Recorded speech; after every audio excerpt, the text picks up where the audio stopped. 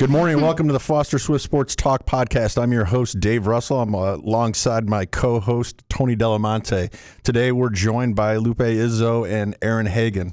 Thank you both for joining us today. Well, thanks for having us. Yeah, so the Izzo name is synonymous with great college basketball, and you're kind of the first family of college basketball, I think, in my mind. But today we're going to talk about more than just basketball. We're going to talk about the other great things that the Izzos are doing, in particular the Izzo Legacy and what that does. And Lupe is the founder and the president of the Izzo Legacy, and Erin is I believe the charity partner committee chair for the Izzo Legacy. Is that right? That's correct.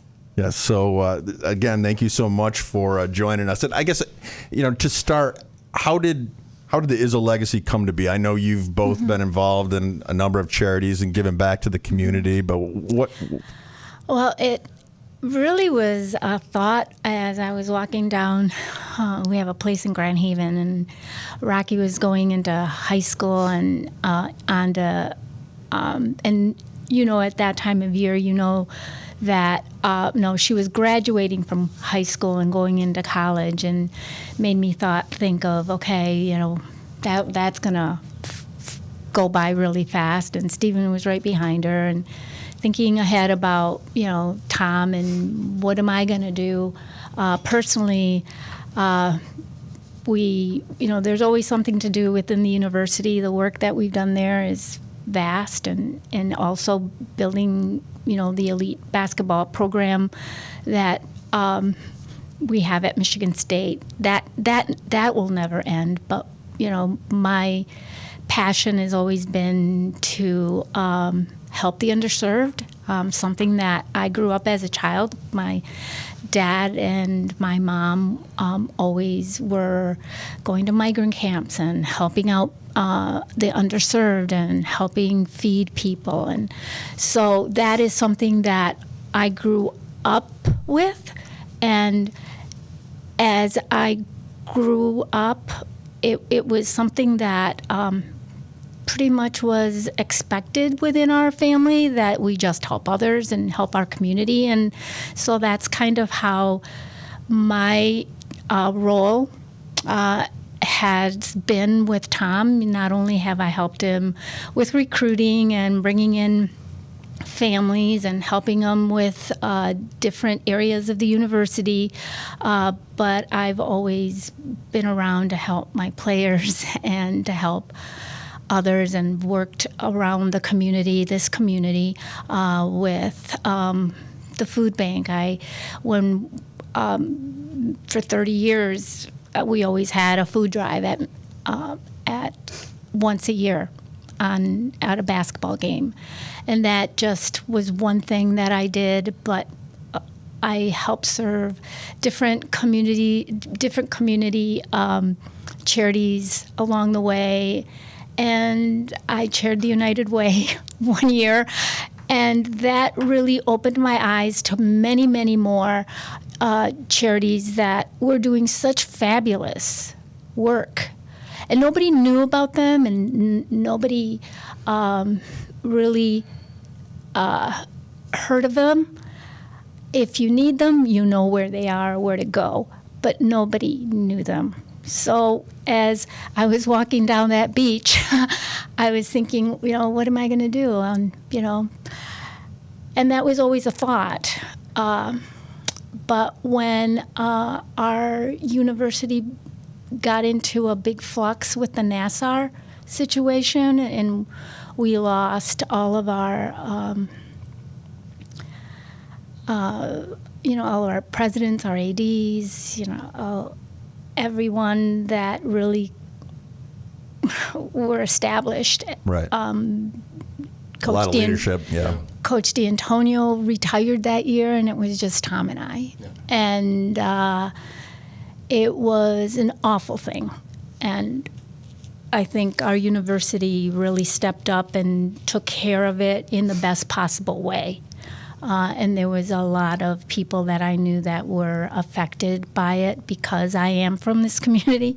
And Tom and I didn't know Nassar, but it felt like the media, and I'm going to say local and outside media.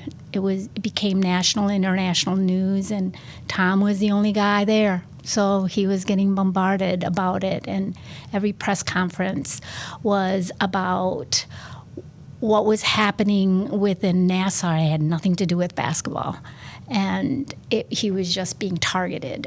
And I said, enough. You know, what can I do? I can either fall victim to it, and nobody was talking about it because everybody was afraid to talk about it. Right. So a long time coming, I had been talking to playmakers for years about doing maybe a run someday, and so I felt that maybe it was time. Flint had a race they had been doing for years called the Crim, and the Crim had come to me once and said, would you do something like this? And I said, I would, but I would call it the Izzo. If I did it, I would do it myself. And so I talked to John Benedict, who is the owner of Playmakers, and I said, I think it's time. I think it's time to do something to, because I felt that as a community, we were all hurting. We all felt it. And I think we were getting really bad press throughout our state and our university, and because of what one person did to a lot of people outside our state. But it was happening here. And so I just said I can either fall into it or do something. And so I started the Izzo Legacy Run, Walk, and Roll to uplift our community, to work together, to celebrate who we were as a community, and that nobody was going to let us tell us who we were. We knew who we were.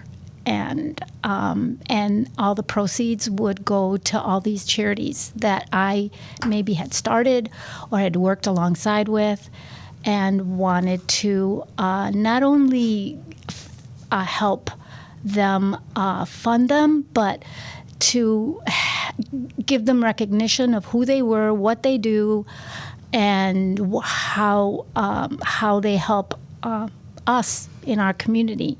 And I've always felt that we as a community need to help each other because this is our bedrock.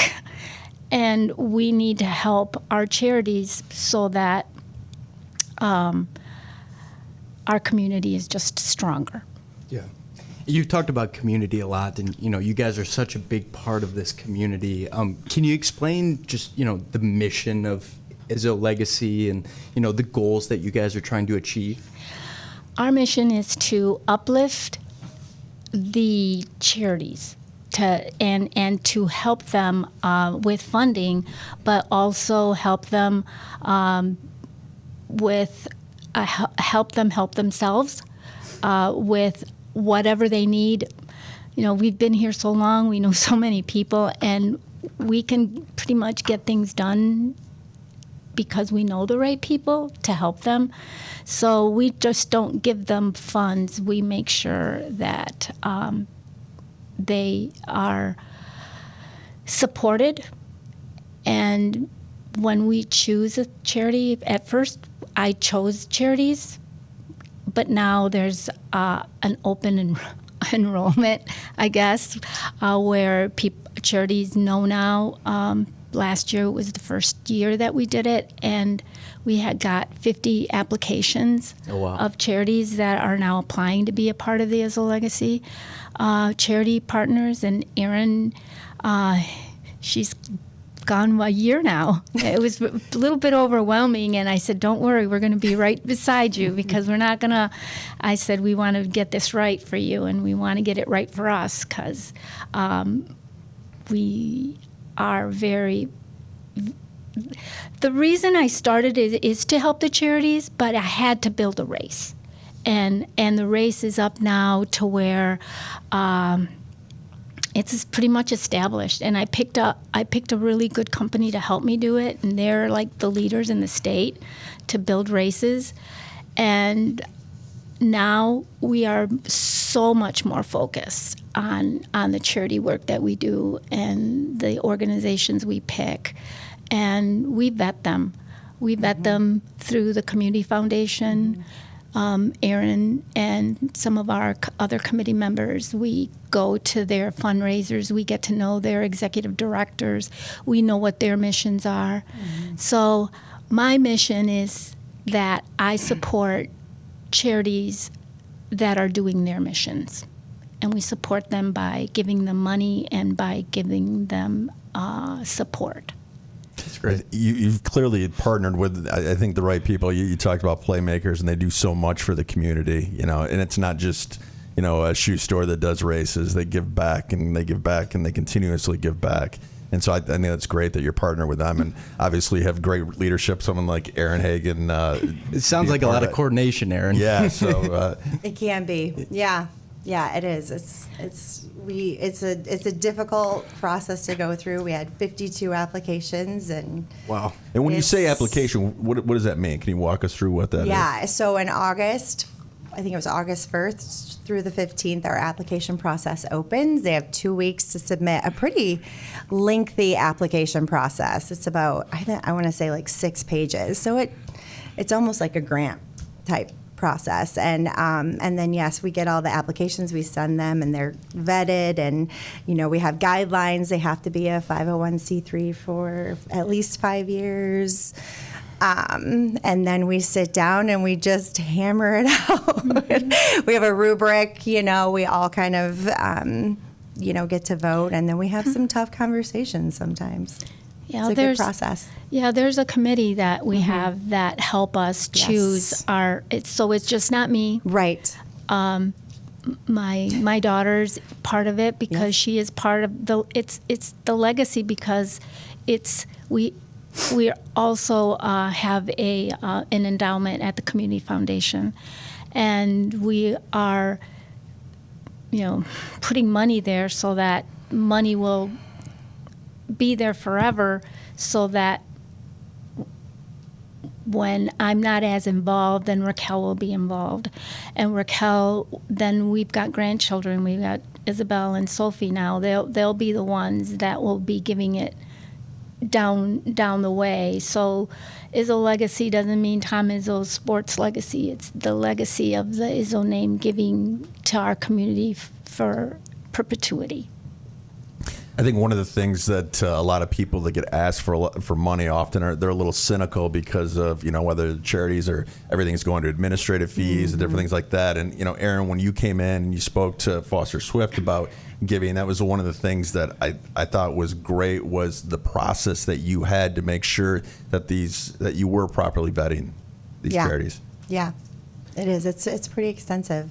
And then all of us, and then with obviously Lupe's vast, experience, and before I knew her, I would see her at all the fundraisers. She was always there, giving her time and listening, and so she's just a wealth of knowledge for our, getting to know these charity partners and kind of going through the process and learning how to work with them. I have a very when we first started, we had maybe 5 sponsors. We have over 70 now. Wow.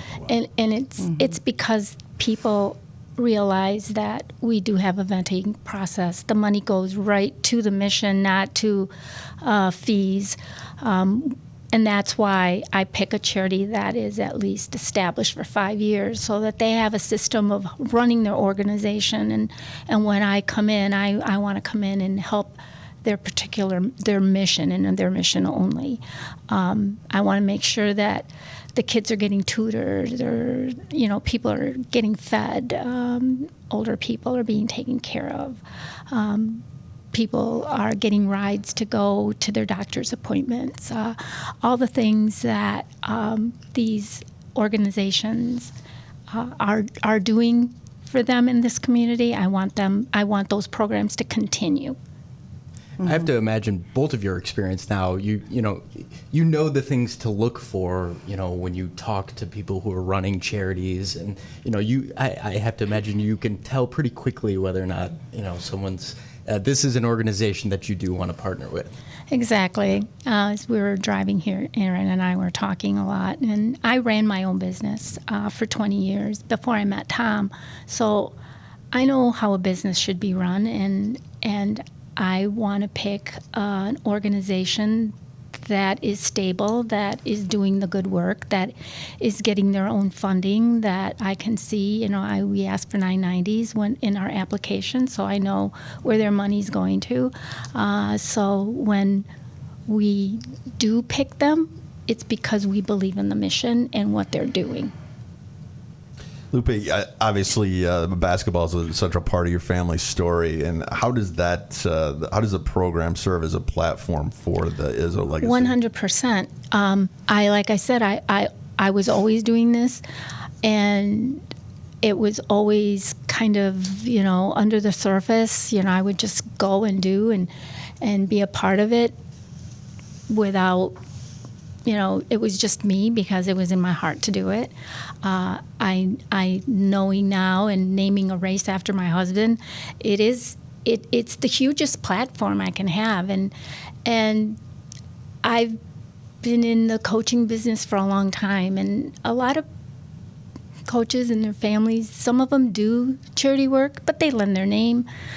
We're actually doing the work, and I'm making sure that the people and the sponsors that are sponsoring me, I have a big responsibility because I have a name, and I have a huge responsibility that I am going to be taking their charitable dollars and making sure that they're going in the right place.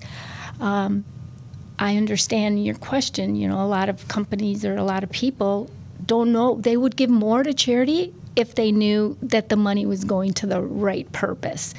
And I've made sure that if people are out there and want to give money to the Izzo Legacy, that they are for sure going to be trusting me with how their charitable dollars are distributed throughout the community and throughout the state of Michigan, because we are growing. Mm-hmm. We are giving monies and getting sponsors from the Detroit area, from the Grand Rapids area, and we are making sure that those charitable dollars are staying in where the money is coming from as well. So it's a lot of responsibility, but I have a great group of people that are, another thing is that I don't have a brick and mortar building. I don't. I use my husband's office. I use Playmaker's office. Your kitchen table. My kitchen table. Our meetings. I have MSUFCU that allows me to. They would give me a room, or they would give me an office there, but I'm more comfortable at my house because that's how my parents started their charitable works. They had a kitchen table, and that's how we did it, and that's how I'm most comfortable doing it. But I have the most incredible people helping me, and all of them have been handpicked by me. And when I run a race, I know the people that run the race. The race is on campus. I know have lived there most of my life. I know all the people on campus, and I know facilities, the people that run it. I know the police. I know them because I've been here, and I've got 11 brothers and sisters, and if I don't know them, they know them, and we figure it out. Yeah. But I have people that have retired from Plant Moran that are helping me with Tina Furland. She was my personal person at Plant Moran, and she says, Lupe, when you're done, when I'm retired, I'm going to help you. And so she and some other people help me with all my financials. I don't have to worry about that. I can focus on growing the legacy, and I don't have to worry about. Sure, we have money to pay our taxes, but I don't have to do the paperwork for it, Right. And so on and so forth. So with whatever I need, I have someone that is around to help me do it, because that's what they do all the time. Yeah, you've got a great community behind you. You're on year 7 now, I think. Is there something that surprised you along the way? Surprising me is that, it is year 7, and I am surprised that people have embraced me the way they have, that they've trusted me, that I have a level of respect that beside what Tom does, and knowing that I'm humbly doing this because I don't have to do it. It isn't something that I need to do or have to do. It's a calling. I'm really knowledgeable about it, and it would be a sin if I didn't do it because I can do it. And as one of my players, Tum Tum Mayer, he came from nothing, from an island in the Bahamas, and he was so great to be around because he anything that he got or anything that he experienced, he was just so happy about it. And he said, no, I get to do this. I don't have to do this. I get to do this. So I've taken on that mantra where I don't have to do this. I get to do this. Yeah, and that's what makes her so special. I mean, really, there's such a partnership. I don't know Tom as well as I know her at all, but she's really the glue to all of this, and, she's so private and you wouldn't know that, but she's and you'll hear players talk about her, but I just feel like the feminine, just glue is the word that comes to mind. And she's like a mother to everyone. She listens to everybody. She treats everyone the same. When we're in meetings talking, everybody's opinion is just as valuable and as important. Me just coming in, I was raising my hand and she wants to hear. And that's so important. And she makes you feel so special. And I think that's what she's able to do for these charities that you don't see, right? She's got this magic touch to make these charities just lift them up and give them what they need, which is just invaluable. And it sounds like this is the whole family's involved. Yes, Yeah. of course, Raquel. I had to talk to them too before I did it. I said, "What do you think, guys? Because it could grow. It could grow." And I picked the race because Tom was always a runner. And now he's a fast walker, but he was in marathons, and I thought, well, I don't like to do golf outings. I tried to do something that was, I know one year we did a charity event for the American Cancer Society for Coaches versus Cancer, and we did a Izzo Goes to Broadway. I just wanted to do something outside the box that I could involve a lot of people that could maybe they can volunteer, or maybe they can just come and register and be a part of it, have a T-shirt and walk. And I see so many of our community people that are on assistant walkers that want to be a part of it. And we in the race we have something with adaptive sports. I just want to include everybody. We have a children's race that is really important to me, and in the last few years we've really grown it because it's important for me that children come on campus. So I remember a 5th grader from Pinecrest coming in and going on campus and going to the auditorium and seeing the stars and looking at the buildings and people saying, yeah, this is your next level of going to school. I said, I get to go to school here? I can go to walk through these halls, and it was such an eye-opening for me. I want that for these kids so that, we keep our campus going and want kids to, hopefully stay in Michigan and work here and stay here. Yeah, we take for granted that kids don't actually get to come on campus. They And live it's a right beautiful here, campus. but they really don't have the means to get there. And so Right. the race brings everybody there. And yeah, it's really such a cool idea. Well, so let's talk about the race a little bit. It's the Izzo Run, Walk, Roll, and April 26th, is that right? Yes. What time? 9? Yeah. The start time? Yeah. I'm like, we're there much earlier. You're there all day. Yeah. Yes. And what year is this? Is this the 7th? This is our 7th year. Okay. We're hoping to, it was always my goal to hit 10,000 participants, and I think we're going to get it this year. And with help of our community and people that are listening, come in and enjoy the day. It's campus is beautiful. Being around each other, being around community, having a little bit of fun, walking this beautiful campus that we have.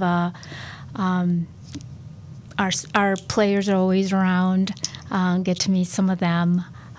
It's a beautiful day, and to be just get some exercise and breathe the fresh air. Get out of your homes and do a little movement. Yes, for charity. Yeah. Absolutely. It's a cool event. So Erin introduced me to it last year, so my entire family did. I hadn't run in a long time and did the 5K. You got Dave out there. I did. I know, they were so good. It's honestly, you start off. Tom, I think, spoke at the beginning for a little bit. Like Lupe said, there's the players are out there. There's so many people. It's a really good time, and like Erin mentioned, that to be able to get on campus, like I live in East Lansing, I rarely go on unless I'm going to a game or something like Right. that. But to run through campus, it's beautiful and it's just really enjoyable, and to be out there with the community, I think it's a great event, and so I would strongly suggest all my friends and colleagues they join us out there, including you, Tony. Yes. You need to come. I'll do it. So how do people sign up?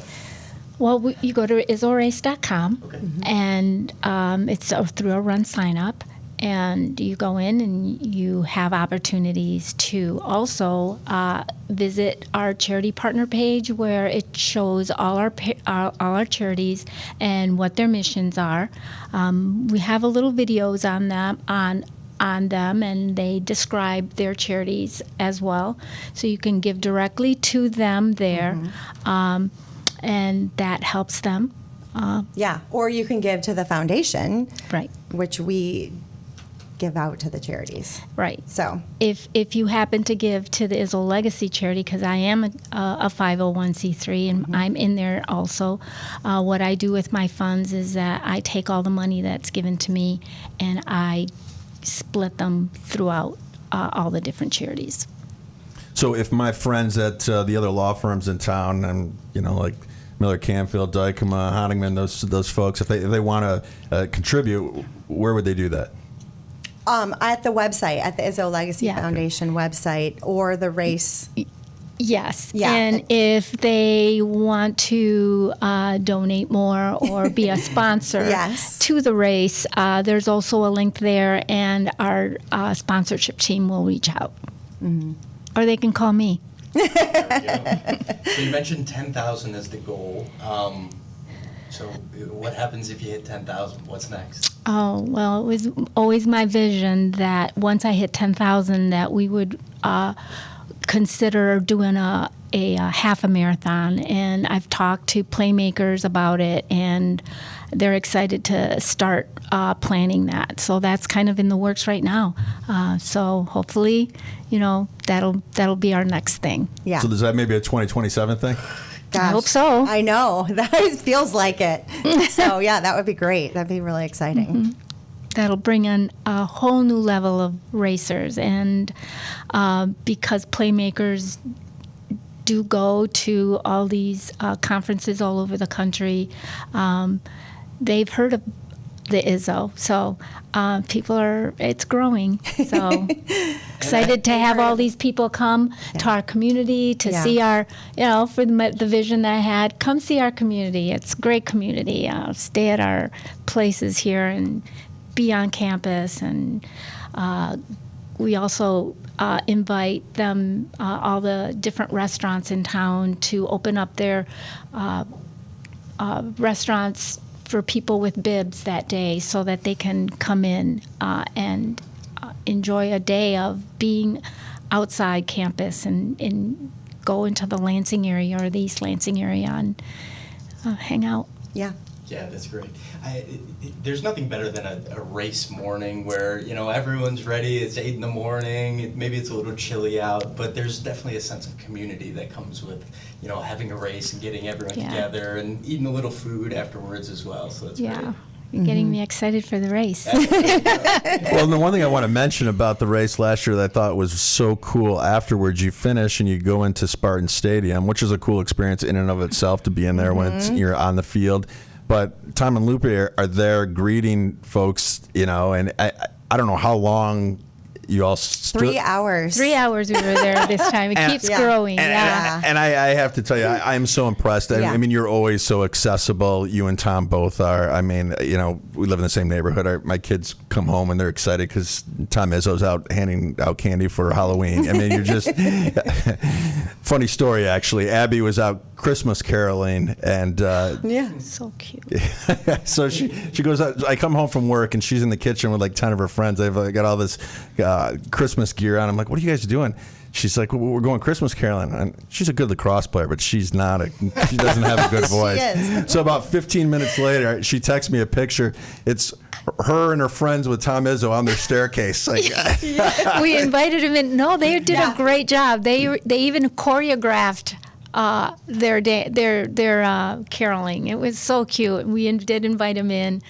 Tell him to come back next year. I'll have hot chocolate waiting for him. I will. But that accessibility, That's though, them. I think, and that's, you give back so much to the community. And as I was kind of preparing this morning, I was thinking back, to the tragedy, the mass shooting, and I still remember Tom speaking at the vigil on campus. And, and to me, that embodies kind of what you and him mean to this community, to hear his voice and his words during that time. It's not just, you're not just there for the Final Four celebrations, but you're there giving back to the community. And so, from deep in my heart, I say thank you for all you do. Thank you. I appreciate it. Thank you so much.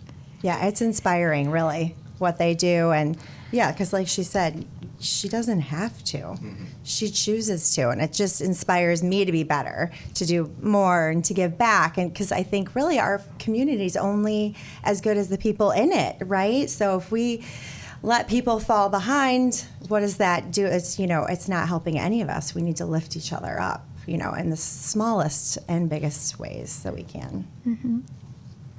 So fast forward 10 or 20 years, where do you want to see the Izzo legacy, or what would that look like in 10 or 20 years?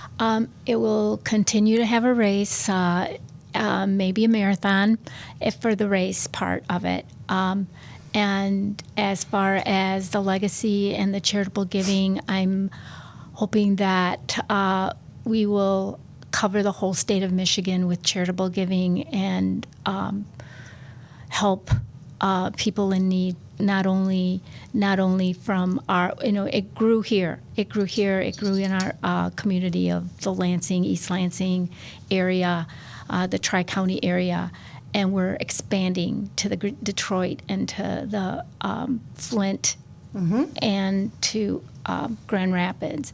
So hopefully, with enough funding, we will help our entire state of Michigan. So the race is the Izzo Run Walk Roll. It's Sunday, April 26, 2026. If you want to sign up, you can go to izzorace.com.